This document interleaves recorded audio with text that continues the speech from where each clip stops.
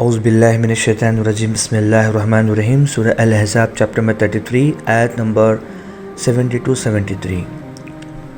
ہم نے امانت کو آسمانوں اور زمین اور پہاڑوں کے سامنے پیش کیا تو انہوں نے اس کو اٹھانے سے انکار کر دیا اور وہ اس سے ڈر گئے، اور انسان نے اس کو اٹھا لیا، بے شک وہ ظالم اور جاہل تھا، تاکہ اللہ منافق مردوں اور منافق عورتوں کو اور مشرک مردوں اور مشرک عورتوں کو سزا دے اور مومن مردوں اور مومن عورتوں پر توجہ فرمائے، اور اللہ بخشنے والا مہربان ہے۔ یہ سورہ احزاب کی آخری آیتیں ہیں۔ اس کے بعد انشاءاللہ تعالی سورہ سبا اسٹارٹ ہوگا۔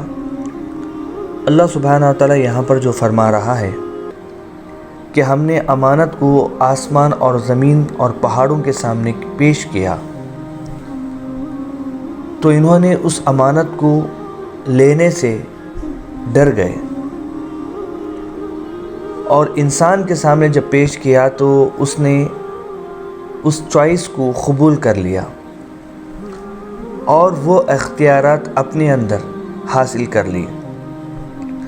اب یہ امانت کیا ہے؟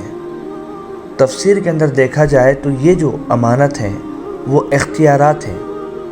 اللہ سبحانہ و تعالی یہاں پر اختیارات کو امانت کے طور پر کہتا ہے، یعنی کائنات کے اندر، اس پوری گیلیکسی کے اندر کوئی چیز ایسی نہیں جو اپنے اختیارات سے پھرتا ہو یا چلتا ہو، چاہے وہ سورج ہو یا چاند ہو یا ستارے ہو یا پانی ہو، اپنے اختیارات سے نہیں، بلکہ اللہ سبحانہ و تعالیٰ کے حکم سے یہ ساری کائنات چل رہی ہے، چاہے وہ زمین ہو، آسمان ہو، پہاڑ ہو، ہوا ہو، سب کچھ ان کے اندر خود کے اختیارات نہیں ہیں، بٹ اللہ سبحانہ و تعالیٰ نے ایک امانت، ایک اختیارات انسان کو دی ہے، اور یہ امانت ایک بے حد نازک ذمہ داری ہے، کیونکہ اسی کی وجہ سے جزا اور سزا کا مسئلہ پیدا ہوتا ہے۔ جب انسان کو ایک اختیارات دی جاتی ہے تو اللہ سبحانہ و تعالیٰ وہ اختیارات دینے کے بعد اس سے سوال اور جواب کرے گا، اس سے پورا حساب و کتاب مانگے گا۔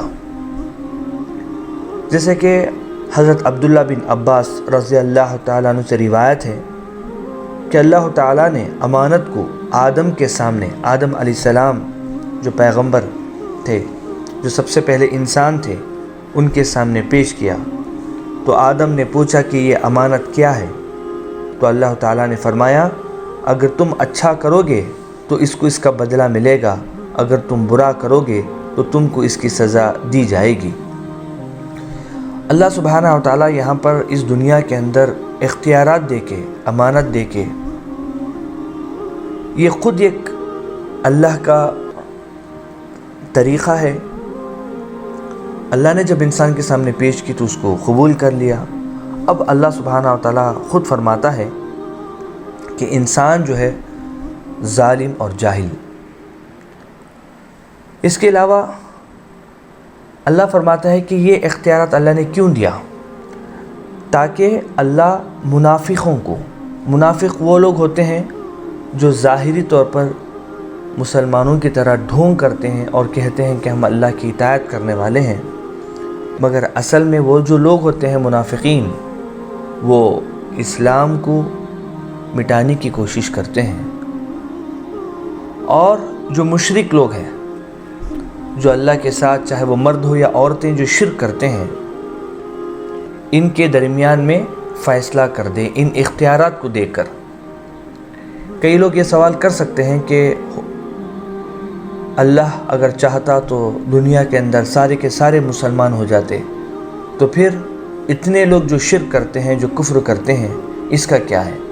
یہ اللہ سبحانہ و تعالیٰ نے اختیارات دی ہیں کہ آپ چوائس ہے یہاں پر کہ آپ اچھا اور برے کی سلیکشن کر سکتے ہو، آپ حق یا باطل کو سلیکٹ کر سکتے ہو، آپ صحیح طریقے سے بھی زندگی گزار سکتے ہو یہاں پر، اور اسی زندگی کو جو ہے غلط طریقے سے بھی گزار سکتے ہو۔ تو اللہ سبحانہ و تعالیٰ فرماتا ہے کہ اللہ سبحانہ و تعالیٰ جو ہے چاہتا ہے اس اختیارات کو دے کر منافقین مردوں اور عورتوں کو اور مشرک مردوں اور عورتوں کو سزا دے دیں، کیونکہ انہوں نے چوائس کیا کہ ایک اللہ کو چھوڑ کے، ایک اللہ کی عبادت کو چھوڑ کے انہوں نے دوسروں کی عبادت کرنے کے لیے چوائس کیا۔ اور مومن مردوں اور مومن عورتوں پر توجہ فرمائے۔ اللہ نے یہاں پر یہ نہیں فرمایا کہ اللہ سبحانہ و تعالیٰ مومن مردوں اور عورتوں کو معاف کر دے گا، بلکہ بات اللہ نے یہ فرمایا کہ ان پر بھی توجہ کی جائے گی، اور اللہ بخشنے والا مہربان ہے۔ یعنی مومن مرد اور مومن عورتیں بھی اگر نیک کام کریں گے اور صحیح راستے پہ رہیں گے تو اللہ سبحانہ و تعالیٰ کیا کرے گا؟ اللہ بخش دے گا۔ اللہ سبحانہ و تعالیٰ جو ہے بخشنے والا اور مہربان ہے۔ بس اللہ سے دعا ہے کہ اللہ سبحانہ و تعالیٰ ہم سب کو صحیح راستے پہ چلنے کی توفیق عطا فرمائے۔ اللہ نے جو امانت ہمیں دی ہے اس امانت کو سمجھنے کی توفیق عطا فرمائے۔ جو اختیارات اللہ سبحانہ و تعالیٰ نے ہمیں دی ہیں، اللہ سبحانہ و تعالیٰ اس اختیارات کو صحیح طور پر استعمال کرنے کی توفیق عطا فرمائے۔ السلام علیکم ورحمۃ اللہ وبرکاتہ۔